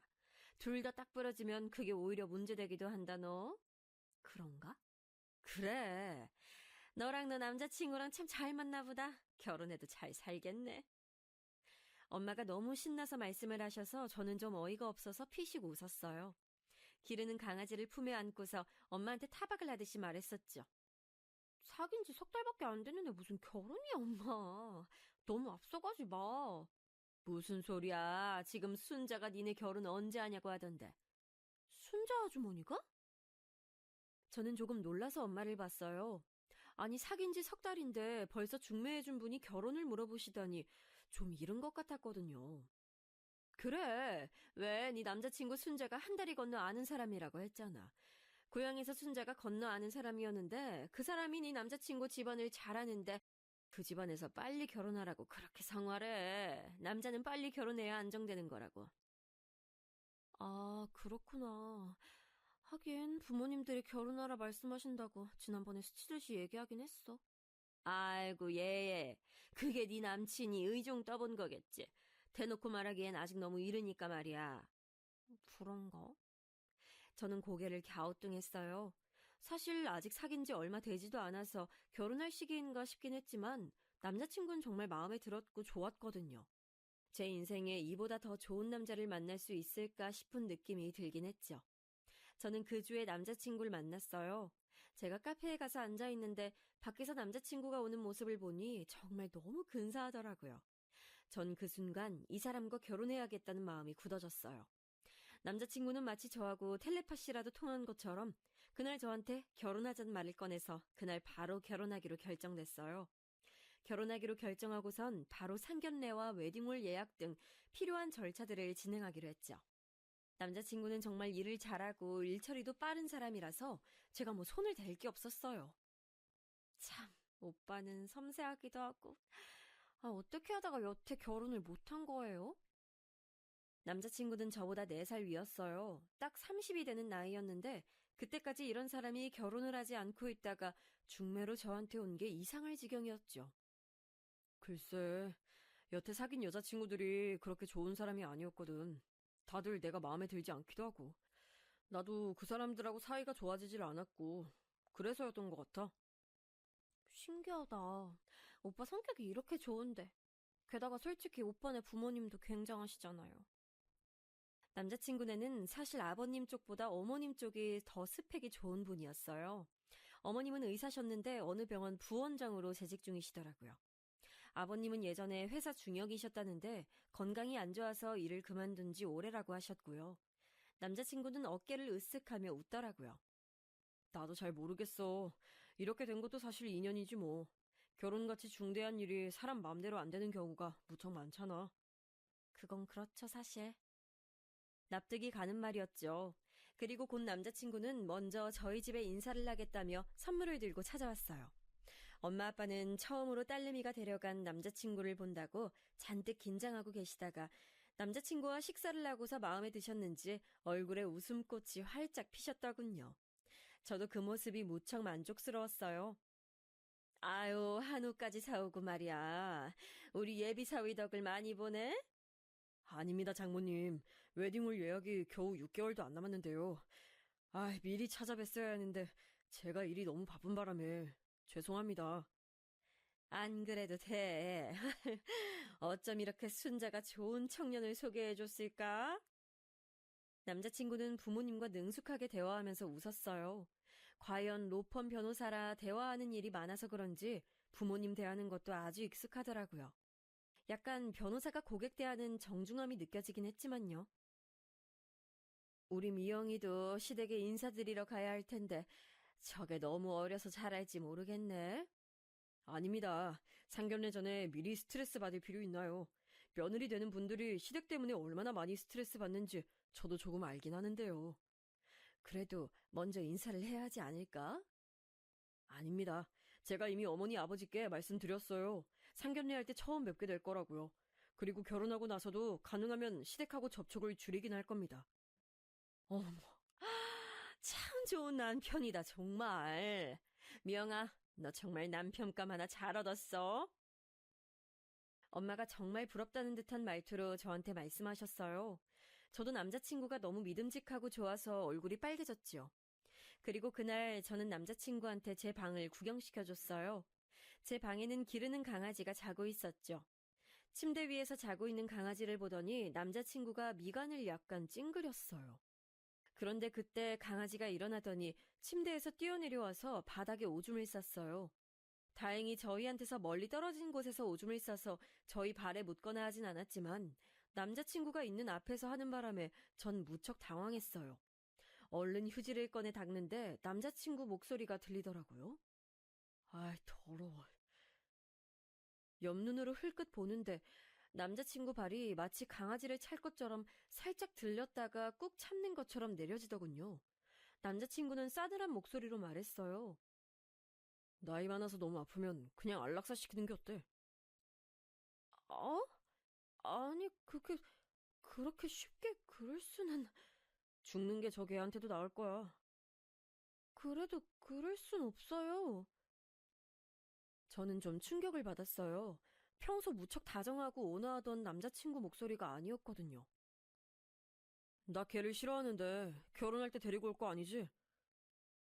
그건 아니에요. 엄마 아빠가 무척 예뻐하셔서. 그나마 다행이네. 남자친구는 얼굴을 잔뜩 찡그리고 있었어요. 그는 제가 쳐다보고 있다는 걸 깨닫곤 표정을 펴더라고요. 나 어릴 때 걔한테 물린 적 있어서 걔를 싫어하거든. 남자친구는 저한테 마치 변명하듯이 말했어요. 저는 그냥 그런가 보다 하고 고개를 끄덕였어요. 그런데 묘하게 걔를 죽이라고 말하던 그 어투가 기억에 남더라고요. 별것 아니라면 별것 아닐 수 있는 일이었는데 말이죠. 그리고 그 후 상견례 날이 다가왔어요. 상견례는 조용한 한정식 룸을 예약했는데 남자친구가 예약한 곳이라서 호화롭기도 하고 음식도 깔끔하게 잘 나왔어요. 여기저기 미술품 액자가 걸려 있어서 마치 갤러리 같은 느낌이 들 정도로 널찍하고 좋은 곳이었죠. 그날은 예비 시부모님을 처음 뵙는 날이기도 했어요. 저는 부모님을 모시고 살짝 먼저 가서 앉아 있었는데 긴장이 돼서 물을 조금씩 마시면서 입을 축였어요. 문이 열리고 예비 시부모님이 들어오시더라고요. 우아한 인상의 중년 여성과 그 뒤에 따라 들어오는 남자친구를 닮은 남성분. 딱 봐도 남자친구의 부모님이라고 알 수 있을 법한 분들이었어요. 그런데 그분들이 들어오시는데 문 바로 옆에 걸려있던 액자가 떨어지면서 바닥에 부딪혀서 유리가 와장창 깨지는 거예요. 얼마나 소리가 크게 났는지 저와 저희 부모님 모두 소스라치게 놀라서 벌떡 일어날 정도였죠.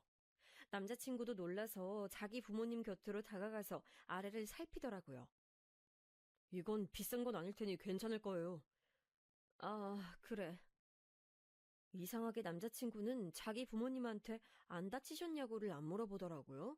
그저 아래에 떨어진 액자만 발로 툭툭 건드리면서 깨진 유리를 밟았죠.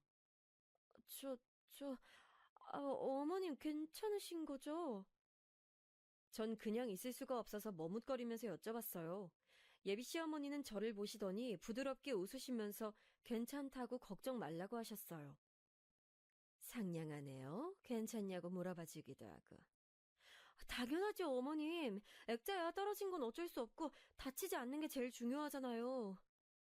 시어머니는 미소를 지으셨지만 어딘가 피곤해 보였어요. 뒤에 서 있던 예비 시아버지는 자기 아내가 다쳤는지 말았는지도 관심을 안 가지고 있더라고요. 인상은 무척 좋고 오히려 남자친구보다도 잘생긴 분이었는데 예비 시어머니하고 묘하게 겉도는 느낌이었어요. 아, 그때 혹시 두 분 사이가 안 좋으신가 하는 생각이 들더라고요. 왜 그런 집안들 많잖아요. 겉으로는 멀쩡해 보이는데 겉으로만 멀쩡하고 안으로는 골물대로 골마서 서로 중내사내하고 싸우고 사는 집이요. 저는 눈치를 보면서 엄마한테도 흘낏 눈으로 말했어요. 엄마도 뭔가 느낀 게 있는지 고개를 살짝 끄덕이시더라고요. 상견례는 평범했어요. 예비 시어머니는 전반적으로 저희 집에 호의적으로 말씀하셨고 무엇보다 아들이 결혼한다는 사실에 굉장히 기뻐하시는 것 같더라고요. 우리 며느리 될 아이한테 오빠가 있다고 들었는데 오늘 그분은 아, 그 애는 정신과 의사인데 지금 해외 대학에 임시로 나가 있어요. 아마 올해 내로 들어오긴 할 텐데 결혼식에 맞출 수 있을지는 잘 모르겠네요. 안 된다고 해도 들어오라고 해야죠. 아들이 사부인 말을 잘 듣나 보네요. 그럼요. 안 들으면 제가 가만두나요. 좋으시겠어요. 저희 아들은 정말 말 안 듣는데. 아유, 이서방이야. 말을 듣고 말고 할 게 뭐 있을까요? 저렇게 훌륭한 청년인데요. 엄마가 진심을 담아서 그렇게 말씀하시는데 시어머니의 얼굴이 묘하게 어두웠어요. 곁에 앉은 예비 시아버지는 저희한테 별 관심도 없으신 것 같고 남자친구는 그저 웃기만 하고 있었고요. 전 아무리 생각해도 이 가족들 사이에 감도는 분위기가 좀 이상하더라고요. 가뜩이나 예비 시부모님이 들어오실 때 액자가 떨어진 게 너무 마음에 걸리는데 이렇게 가족끼리 분위기가 이상하니 더 기분이 좋지 않았어요. 하지만 그렇다고 해서 정말 딱 안 좋은 뭔가가 있진 않아서 트집을 잡기도 어려웠어요. 오늘 만나뵈니 사부인도 사돈 어른도 다 좋은 분 같아서 우리 아이 마음 놓고 시집 보낼 수 있겠어요? 별 말씀을요. 저희 아들도 잘 부탁드립니다. 상견례는 그렇게 아주 부드럽게 잘 끝났어요. 예비 시어머니가 병원 부원장인데다가 남자친구가 유명 로펌 변호사인데도 다른 예단이나 혼수에게는 조금도 하지 않으시는 게 무척 의외긴 했지요. 왜 보통은 집안끼리 차이가 나거나 결혼 당사자끼리 차이가 나면 혼수와 예물을 많이 요구하기도 하잖아요. 집안도 그렇거니와 저와 남자친구도 많이 차이가 났거든요. 저는 미대 졸업 후에 놀고 있는 처지였고 남자친구는 로펌 변호사였고 그런데 시부모님은 이상할 정도로 그런 얘기는 조금도 꺼내지 않으셔서 전 나중에 말씀하시려나 싶었어요.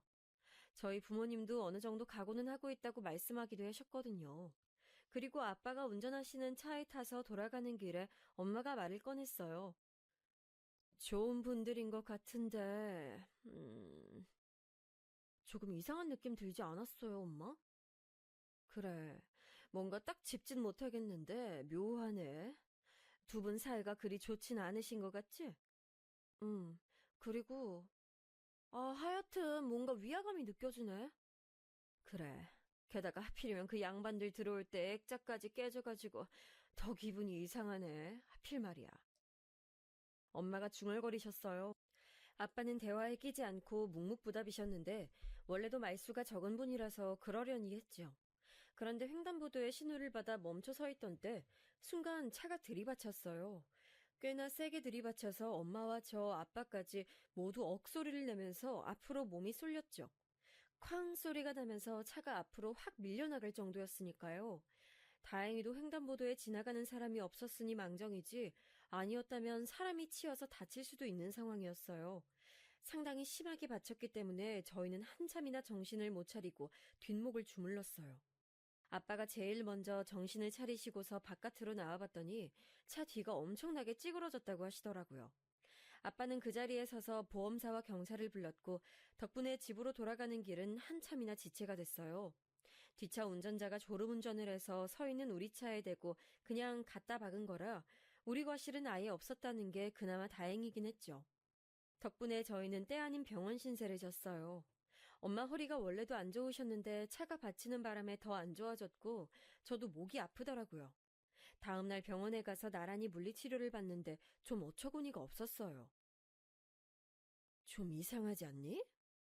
엄마가 조용히 침묵하다가 꺼낸 말이 딱 제 심정을 대변하더라고요.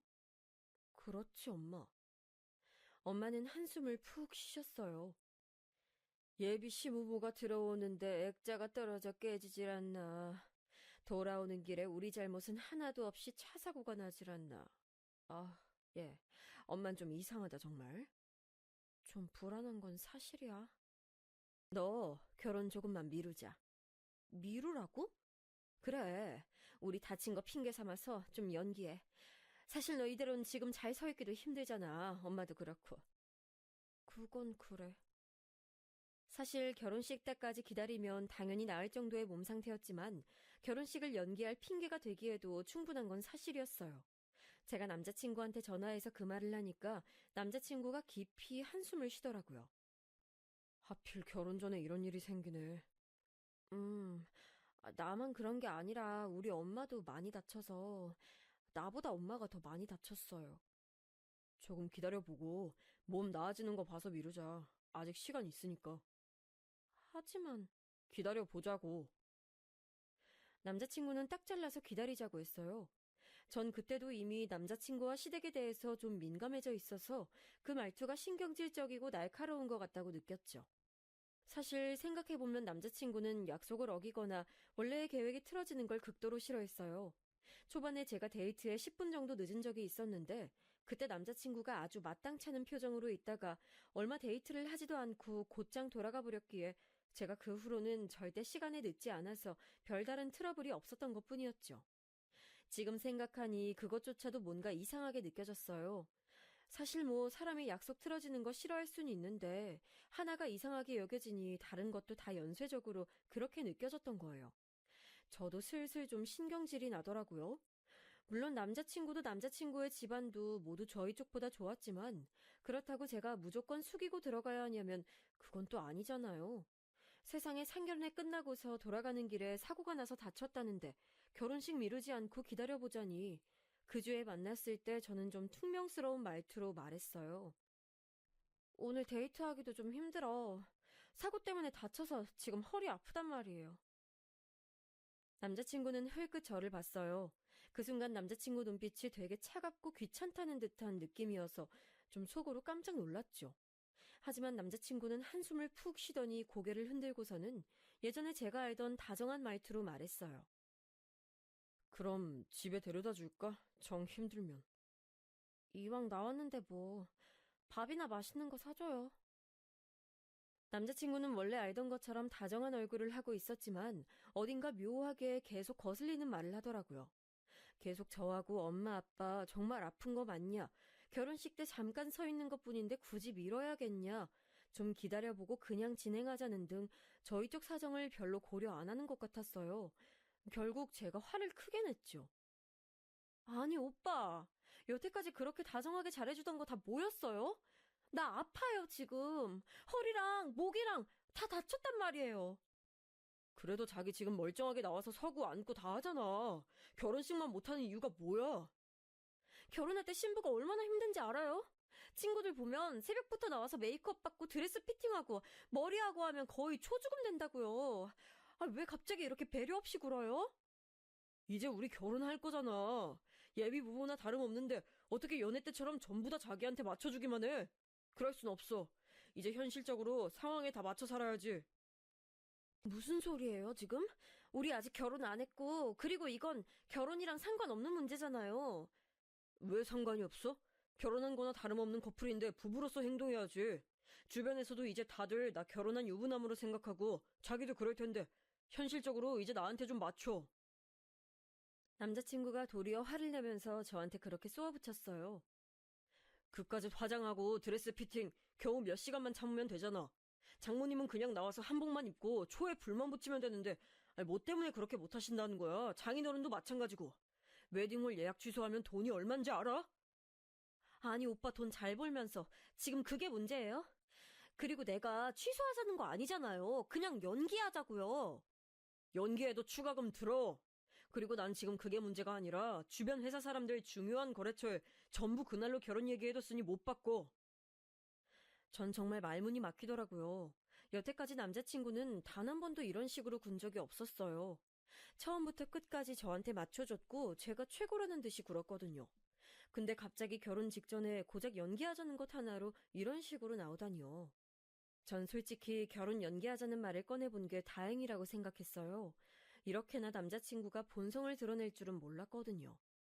자기야, 솔직히 나나 우리 집이나 결혼의 목매만큼 그렇게 못나진 않았어. 그건 알지? 알아요. 그냥 우리가 인연이 닿았을 때 제대로 연을 맺고 싶은 것뿐이야, 난. 아니, 솔직히 말해서 자기도 조금 더 나은 신랑감 바란 거 아니었어? 나한테도 말했었잖아. 좋은 스펙 가진 사람하고 결혼하고 싶었다고. 그랬죠. 난 자기가 속물적이라고 생각하지 않아. 그냥 결혼이란 게 그런 거지. 우린 결혼에 완벽하게 합의했는데 그걸 이렇게 일방적으로 연기하겠다니까 화가 나는 거야. 남자친구는 화를 내면서도 얼굴을 붉히는 편이 아니고 오히려 더 차갑고 싸늘해지는 편이었어요. 그래서 더 소름 끼쳤죠. 그때가 처음으로 저한테 대고 직접적으로 화를 낸 때라서 더 그렇게 느꼈는지도 몰라요. 아무튼 결혼식 연기는 안 돼. 그렇게 알고 있어. 남자친구는 싸늘하게 말하고서 저를 집 근처로 데려다 줬어요. 바로 차를 돌려서 가버리는 게 짜증이 많이 난 것 같더라고요. 절 데려다 준 곳도 집 앞이랑 좀 먼 곳이었고요. 전 한참이나 근처 벤치에 앉아서 생각을 했어요. 사실 한숨 돌리고 나니까 찬바람에 머리도 좀 식고 생각이 깊어지더라고요. 불길하고 불안한 건 여전했어요.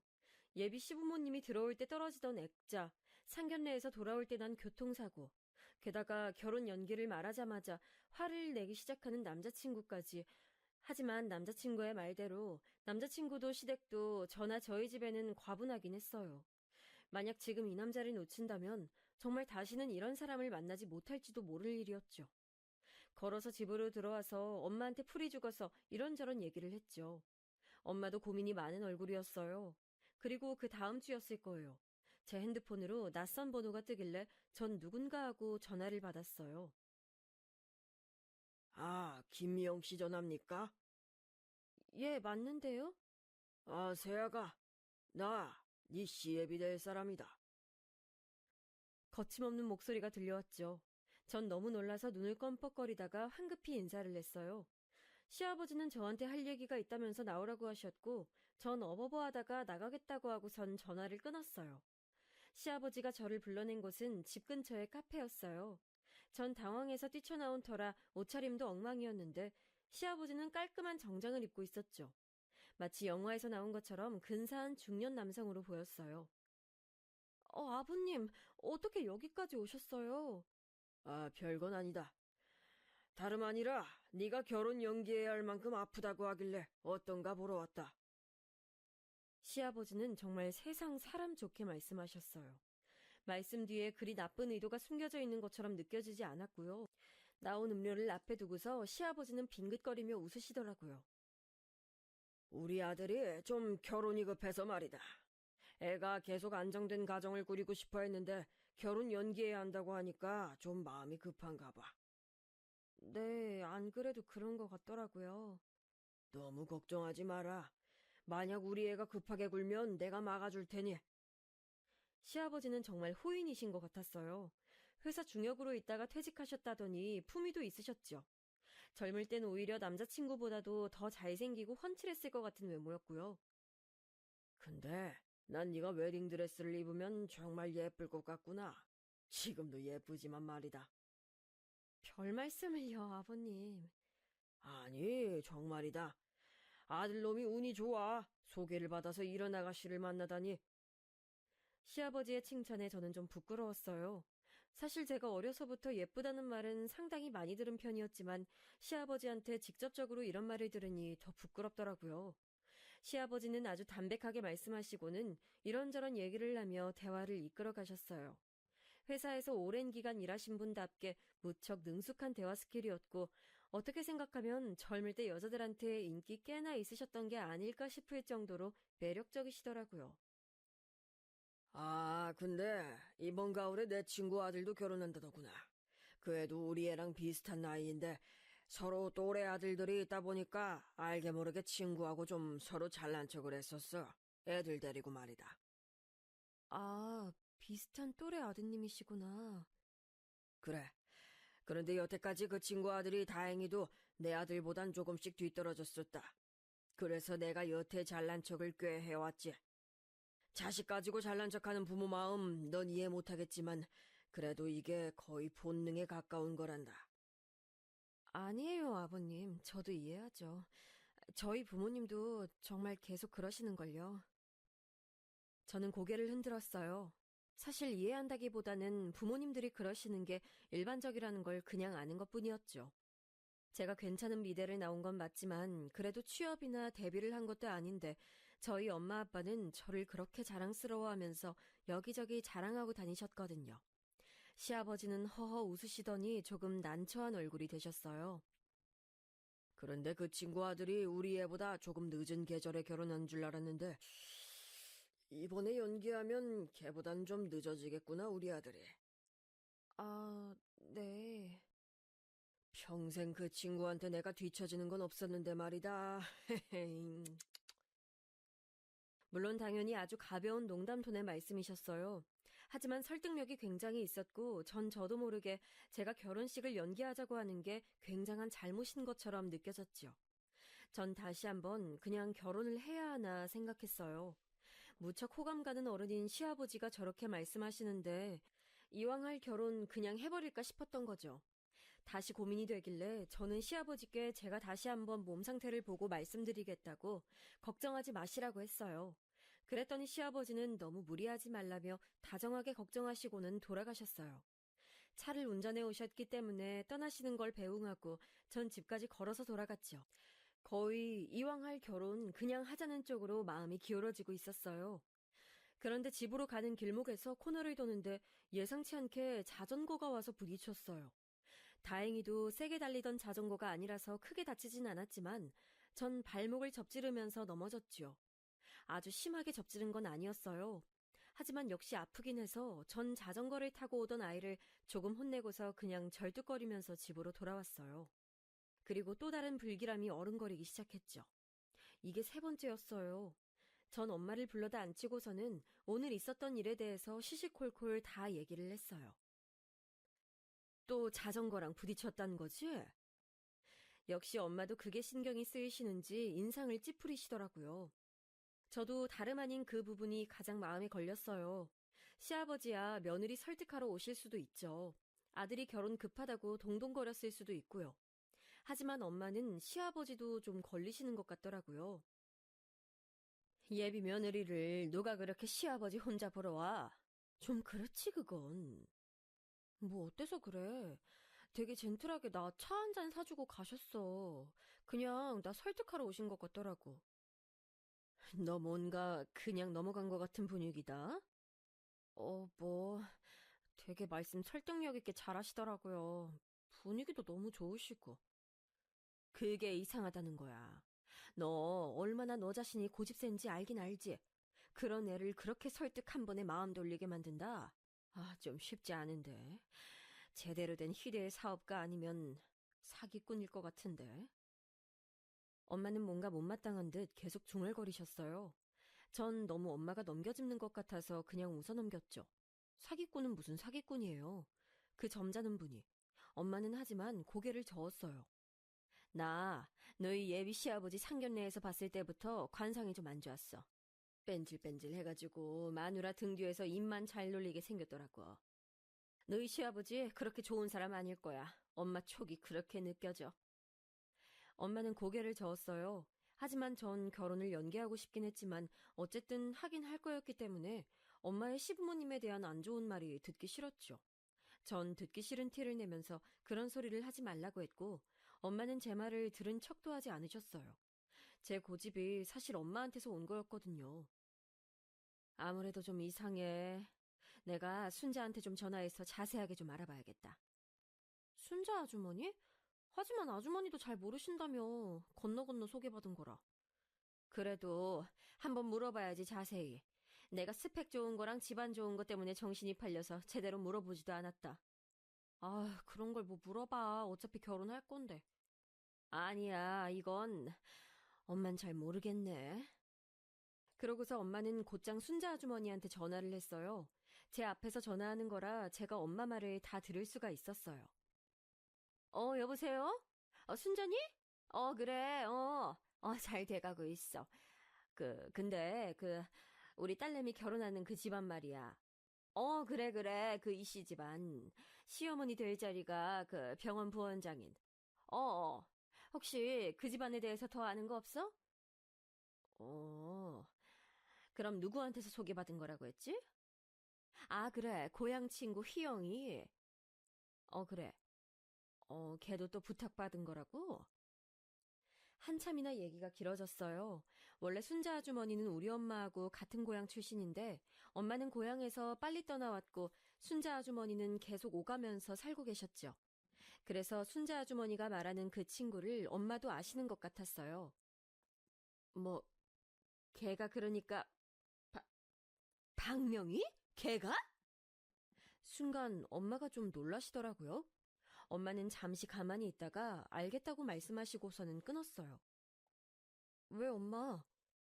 맨 처음에 말 꺼낸 게 박명이라는 고향 친구라는데, 걔가 너희 외가에서 식모살이 하던 애거든. 식모? 그래. 엄마 어릴 때까지만 해도 시골엔 식모가 있었어. 근데 우리 집에서 물건 훔쳤다가 너희 외할아버지한테 호되게 혼나고서 집으로 돌아갔었거든. 어머, 걔가 왜 이 집을 우리 집에 소개해주라고 했지? 엄마는 고민에 고민을 거듭하시더라고요. 저도 그 말을 듣고 보니 뭔가 섬뜩해졌어요. 아니, 옛날 옛적 엄마하고 그리 좋지 않은 인연이 있었던 분이 왜 갑자기 우리 집에 남자를 소개해주라고 했을까요? 엄마는 다시 순자 아주머니한테 전화를 하고 고향 친구들에게 전부 전화를 돌리면서 그 박명이라는 분에 대해서 알아보기 시작했어요. 엄마는 옛날 수첩까지 꺼내다 놓고 정말 몇십 년 만에 연락하는 친구한테까지 전화를 했지요. 그러다가 어떤 친구분하고 통화하는데 드디어 실마리를 잡았다고 하시더라고요. 엄마가 말씀해주신 통화 내용이 이랬어요. 예, 너 혹시 명희 기억하니? 박명희. 알지. 걔 우리 동네 빌라 반지하에 사는데. 어머, 그래? 지금 걔 어떻게 사니? 여기저기 파출부로 다녔었는데, 뭐 중매일도 하는지 이상한 자리 가져와서 여기저기 고향 애들한테 선보라고 들이대고 다니는 모양이더라. 이상한 자리? 어, 나한테도 결혼 정년기 아들 딸 없냐고 하고, 뭐 좀 곤란한 자리들 가져와서 들이대나 봐. 집은 잘 사는데 뭐 하자 있는 사람들이 있잖니. 지능 좀 떨어지거나 자폐하거나.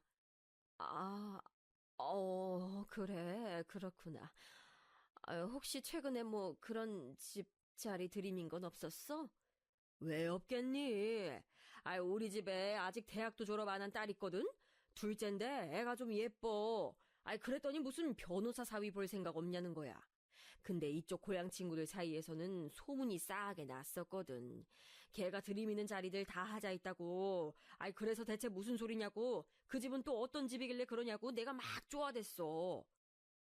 그랬더니? 내가 솔직하게 말해주면 결혼 생각해보겠다고 했더니, 아이, 결국은 박명희 걔가 술술 불더라고. 집안은 진짜 좋다면서 엄마가 무슨 병원 원장이라나 부원장이라나. 아이, 근데 걔네 아빠가 아주 폭탄이더라, 폭탄. 폭탄? 아이, 무슨 사기 전과가 3개인가 되고, 아이, 무슨 별거 다 있었어. 전과가 10손가락으로도 셀 수 없더라. 그 집 엄마가 아들 결혼할 때까지만 그 아버지하고 살고, 그 이후에는 이혼해버린다고 아주 벼르고 있나 봐. 그 애비도 그 의사 엄마하고 허구한 날 싸워서, 아이, 제발 이혼하자고 난리인 상태고, 아들이 결혼하고 이혼하면서 유산 물려주고, 그 엄마는 미국 가버릴 건가 봐. 세상에. 그래, 그런 자리를 들이밀더라. 아유, 얘, 너도 조심해. 넌 그래도 지금 서울 간지 워낙 오래돼서 명의가 잘 모르겠지만, 언젠간 너한테도 낚시 들어갈 수 있어. 그래, 그래.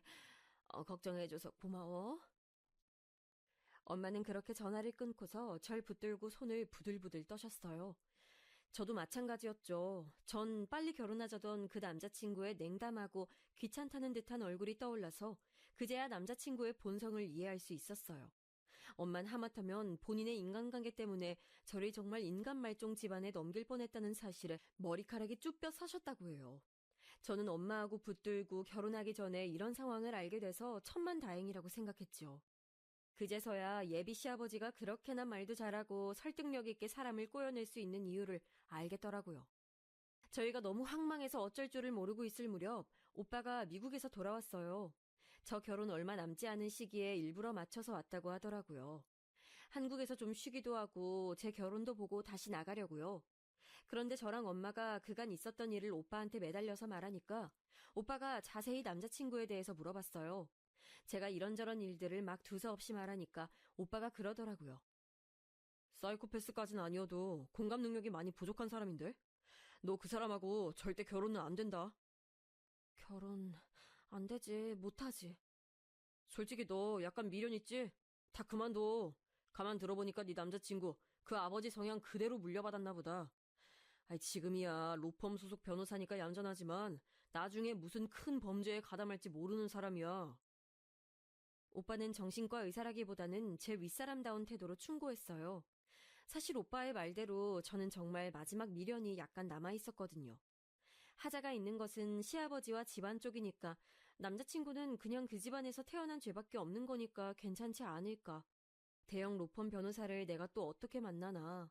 그리고 남자친구가 처음에 보여줬던 그 다정함과 배려가 사실 그 사람의 진짜 일면일 수도 있지 않나. 그런 생각들로 머리가 복잡했어요. 하지만 오빠의 그 말을 듣고서 그제야 이 결혼 진짜 하면 안 되겠구나라는 생각이 들더라고요. 사실 시아버지의 그 범죄자 성향이 유전을 통해 물려지지 않았으리라는 보장이 없잖아요. 게다가 그동안 남자친구가 보여줬던 모습들도 충분히 불안했고요. 제 인생을 그렇게 불확실한 것에 걸 수는 없었어요. 전 큰맘 먹고서 남자친구한테 직접 파혼을 말해보려고 했어요.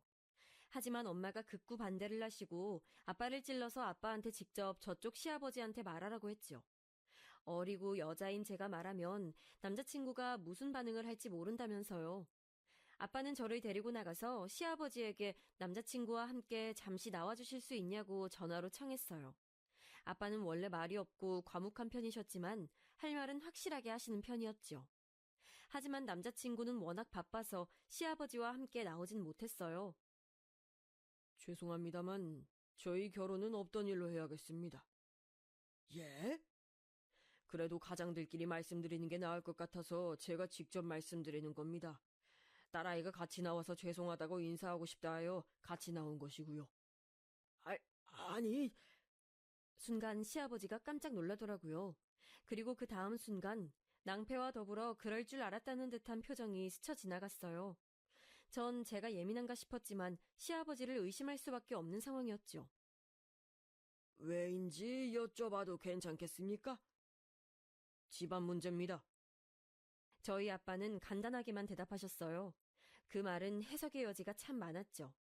언뜻 저희 집안 문제 때문이라는 말로도 들렸고 당신네 집안 문제라는 말로도 들렸어요. 시아버지는 그게 무슨 뜻인지 한참 생각했지만 찔리는 게 있는지 더 이상 묻진 않았어요. 대신 시아버지는 피식 웃더라고요. 예상외로 포기가 빠른 건가 싶었지만 시아버지는 도리어 비웃는 태도였어요. 아이, 또 파혼이네. 시아버지는 커피를 대충 마시고서 잔을 소리나게 내려놨어요. 이거 벌써 세 번째 파혼인 거 아쇼? 이번엔 좀 성공하다 했더니만. 죄송하게 됐습니다. 별로 안 죄송하신 것 같은데. 그러네요. 안 죄송합니다. 저희 아빠도 말수가 없다 뿐이지 그리 녹록한 분은 아니시거든요. 시아버지는 어처구니가 없다는 듯이 웃다가 그냥 나가버렸어요. 저를 희생양으로 삼으려고 했는데 그게 실패해버렸으니 더 미련도 없다는 듯한 투였지요. 그리고 다음 날 밤 늦게 갑자기 남자친구한테서 전화가 왔어요. 집 앞으로 나오라는 말을 하고서는 일방적으로 끊어버리더라고요. 전 겁이 났지만 그래도 제가 직접 해결해야 하는 일이니까 용기를 내서 내려갔어요. 오빠가 같이 내려가 주겠다고 했지만 거절하겠다고 했지요. 남자친구는 술이라도 마셨는지 술 냄새도 풍기고 무서운 얼굴을 하고 있더군요. 왜 왔어요? 파혼한다고? 누구 맘대로? 내 맘이야. 너 나한테 미안하지도 않냐? 미안하다니 내가 왜요? 일방적으로 파혼하는 게 맞는 거야, 이렇게? 아버님, 전과가 화려하시던데요. 남자친구는 이를 갈았지만 곧 벌컥 화를 내며 소리를 질렀어요. 그게 나랑 무슨 상관이야! 전 무서웠지만 그래도 해야 할 말은 해야겠어서 동시에 목소리를 높였죠. 왜 상관이 없어요. 기가 막히게 초반에 나 속여먹었던 거. 그거 다 아버님 닮아서 그런 거잖아요. 그런 사람하고 나 평생 같이 못 살아요. 스펙 좋은 것만 따지던 속물 같은 계집애 주제에 말이 많아! 남자친구가 손을 들었지만 곧 중간에 누군가 끼어들어서 그를 밀쳐버렸어요. 남자친구가 주춤거리면서 밀려나다가 이를 갈았죠. 넌 또 뭐야? 얘 오빠. 오빠가 뒤에 따라 나와서 저를 지켜보고 있다가 끼어든 거였어요. 오빠는 험악한 남자친구의 표정을 보고 뭔가 오해를 막겠다는 투로 급하게 덧붙이더군요. 친오빠. 뭐 사실 저로서도 남매인데 썸씽 있는 사이로 오해받는 건 별로니까요. 전 그보다 절 때리려고 했던 전 남자친구의 행동에 충격을 받았어요. 나 때리려고 했네요? 네가 말을 안 들으니까. 이제 진짜 끝이에요. 너 꺼져. 남자친구는 앞에 오빠 때문에 달려들지도 못하고 씩씩대기만 하다가 돌아서서 가버리더라고요. 전 오빠하고 같이 아파트로 올라와서 방에 처박혀서 한참을 울었어요. 소원대로 좋은 사람과 결혼하는 줄 알았는데 그냥 그렇게 충격적으로 끝나버린 거였죠. 그 후로 전 남자친구한테선 전혀 연락이 없었어요. 마치 아예 있지도 않았던 사람처럼 사라져버렸죠. 뒤늦게 사정을 알게 된 순자 아주머니가 엄마한테 미안하다고 극구 사과를 한 것만 빼면 마치 없었던 일 같았어요. 그래서 그 뒤로 저는 원래 친구였던 사람과 감정이 싹터 결혼해서 살고 있어요. 지금은 행복한 결혼 생활 중인데 만약 그때 깜빡 넘어가 결혼했다면 얼마나 불행했을까 싶어 지금도 소름이 끼치네요. 제 사연은 여기까지입니다. 즐겁게 들으셨기를 바랄게요.